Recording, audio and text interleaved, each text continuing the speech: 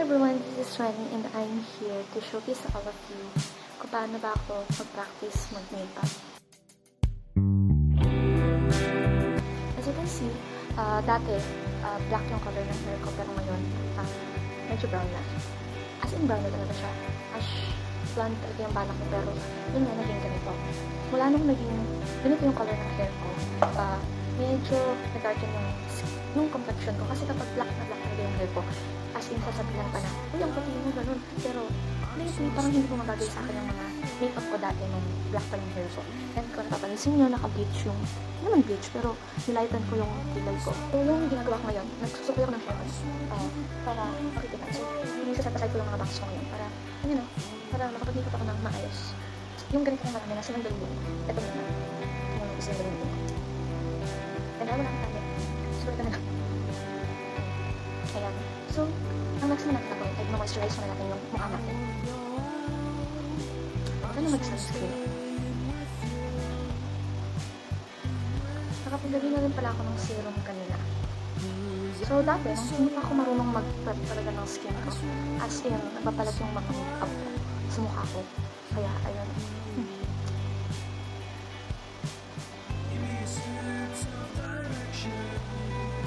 So, nagawin dito patutuyuin na natin siya. So, ngayon, dahil naglagay pala ako ng prep sa mukha ko, maglalagay din ako ng lip balm para hydrated yung lips ko. So, as you can see, medyo absorb na ng mukha ko yung moisturizer. So, maglalagay na tayo ng isipin ko kung foundation na natalagay ko or wag na. Lagay na tayo ng foundation. So, yung gagamitin ko, ito siya. Kakamagin ko na lang siya kasi medyo nagtitipid ako ngayon. So, hindi ko na.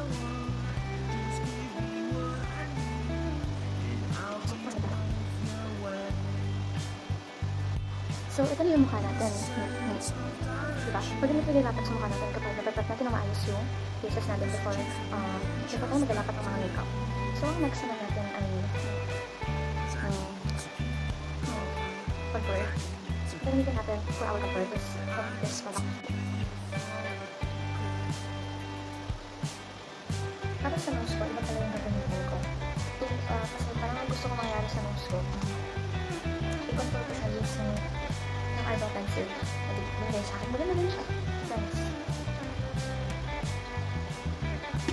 Ayan. So, ang next na gagawin natin, next natin siya.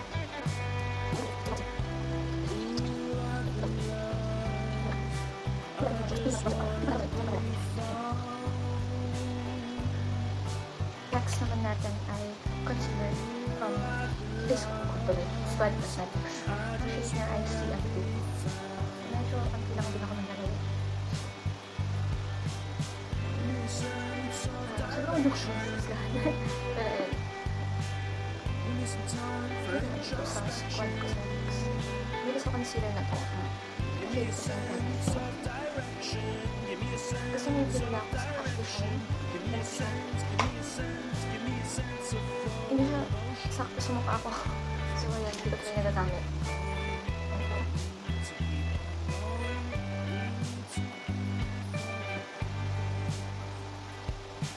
So, ganyan siya. And ngayon naman, maglalagay ako ng blush. So, ito, galing ko sa Auto. Binili ko sa akin ng mama ko. Color Bounce Blush in the shade of 520. Hindi siya, hindi ko siya gusto pero ayos lang naman. Ginaganito ko siya.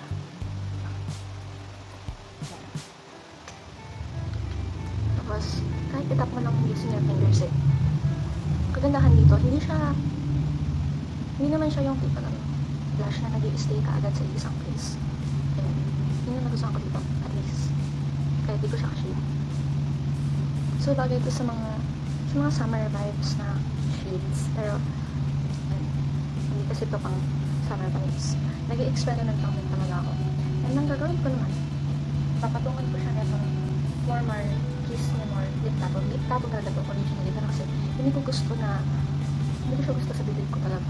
Kasi ang lagyan ko sa bibig. Kaya, ayun.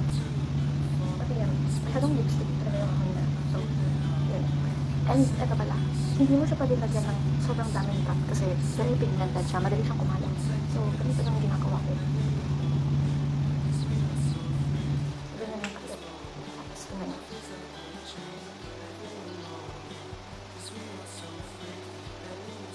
Pumuputok agad yung listening ko mga to. Pumuputok siya agad. So, yan. Dito pa.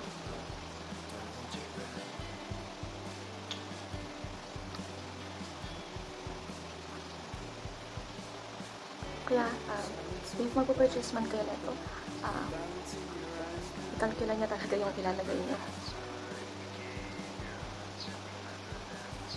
Yan siya. Hindi ko siya bet bilang lipstick, pero bet ko siya at least, hindi ko siya bet for my lips, pero bet ko naman siya sa pisngi ko, so ganyan siya. Ito na lang ginagawa kong liquid blush. So ngayon naman, ang ilalagay naman natin sa face natin kung itong loose powder na to. Yan. So itong loose powder na to, ito lang yung meron ako na powder. Wala ko kahit baby powder, so ito na naman ang pinapang-tapang ko para at least pumantay yung yung kulay sa mukha ko. And I'm using this fluffy brush na nabili ko sa TikTok. So let's go na. Tinatap-tap ko lang siya dito. Yan. Alam niyo, kagandahan sa makeup na to. Kahit hindi ka mag-set ng spray, hindi mag-aalis yung makeup sa mukha niya. Promise. So, ayan, diba? Ang next naman natin ay yung kilay natin.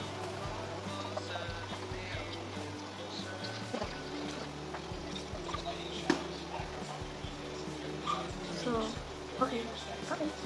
Ayan. So, ang next naman natin ay yung eyeshadow natin. So, may nakita akong tip from a TikToker na mas maganda raw kung uunahin natin yung darker shade kasi sa light shade. So, ganun yung gagawin ko for today. So, wait lang. Hanap lang ako ng brush ko. So, ang gagawin ko ngayon, unahin ko tong unahin ko tong brown shade dito. So, tapos mix ko sila.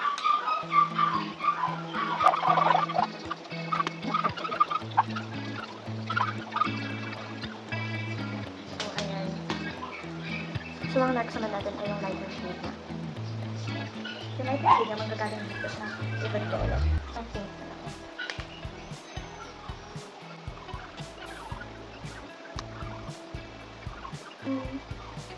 Teka lang. Parang gusto ko mag-add ng something violet. Kasi yung hindi siya normal na lang. Siguro dito na lang sa mag-a-add din ako ng ibang color. Laging dito sa palette na to. Yung Create into You.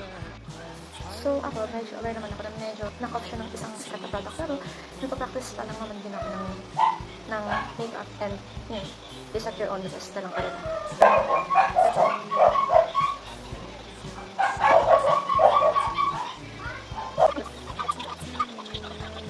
So ayan. Ayan, nalagyan ako ng darker violet.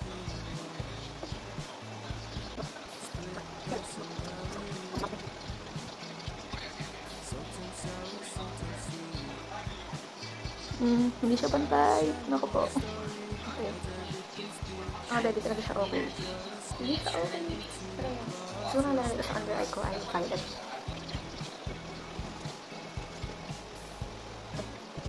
So, yung next naman natin ay maglalagay tayo ng mga glitters ng this. Gamitin natin itong glitter. Ito. Violet shade.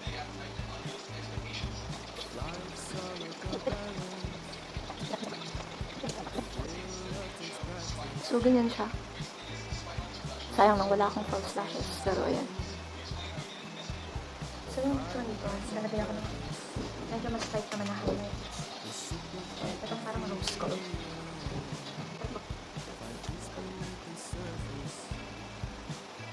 So, again, lalagay ko siya sa baba. So, ayan siya. May kasi ba't tayo mata ko, pero ayan siya. Tapos, lagay ulit ako ng ibang color naman ng highlight.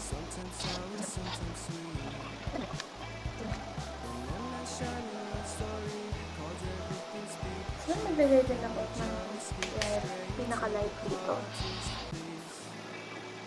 Ayan siya. Hindi ko ba't yung side niya, pero ayan siya. Okay naman. Ang next naman natin ay yung eyeliner natin. So, ang ilalagay natin dito ay brown. Ito na lang din.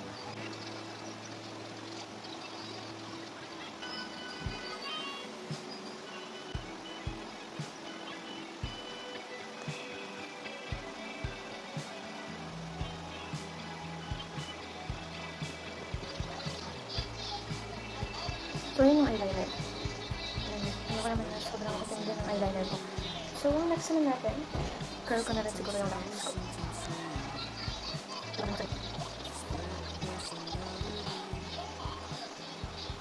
Sa mata. So, maglalagay na ako nito. Mascara. New din siya.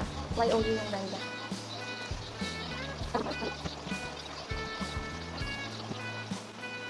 So, yan siya. Itatawag ko siya ulit later kasi alam ko naman na hindi naman siya kitang-kita. Hindi siya kayo. So, yung next naman natin ay blush. Ay, no. Lips pala. So, ang gagawin natin, ganito yung ginagawa ko siya. Ganyan. Every pila na pupus na siya. In shade, rosette siya. And very watermelon yung ano niya. Ang kaso lang, dito, nag-i-spill yung takip niya. Kaya, ganun. Pero maganda siya. So, ganyan.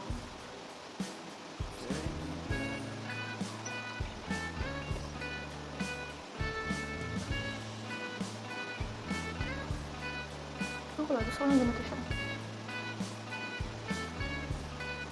Medyo gusto ko lagyan ng black shade. So, kuha ulit ako dito sa ibig ko ng marker. Violet Narcissus ulo. Swatch natin. Ganito. So, yan. So, ang next naman natin, since may ako mag-layer ng lips ko, may ako mag-mix. Nalagyan ko siya na itong Everglana Tinted Lip Oil. Wala kaya kung anong magiging sa inyo sa process ko, pero ba't ko siya?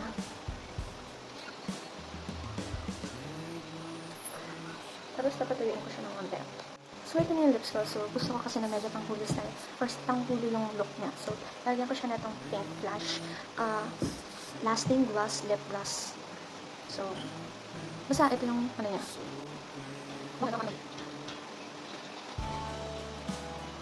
So, ayan siya. So, ang next naman natin ay ang powder blush. So, for powder blush, ang gagamitin kong brush ay ito. So, kuha tayo ng powder blush from ikot ko. Ito siya. Ito yung mga blushes. Ito na yung nagiging blush ko. Yung shade, spring shade. Okay, basta ito. Mas pinakaba. So, ito.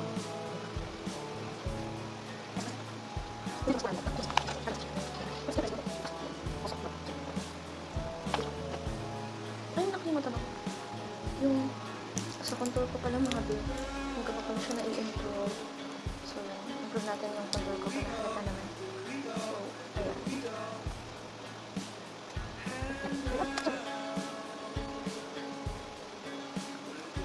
So, ang next naman natin ay highlights. Highlight tayo using this highlight ulit. Ito siya. So, siguro, okay na lang. So, for nose, syempre, ito yung gagamitin ko.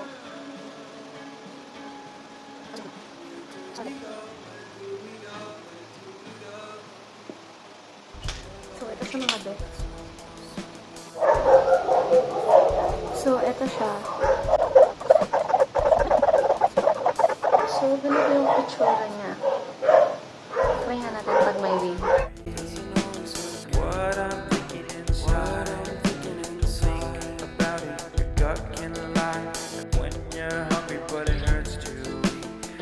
Actually wanna die.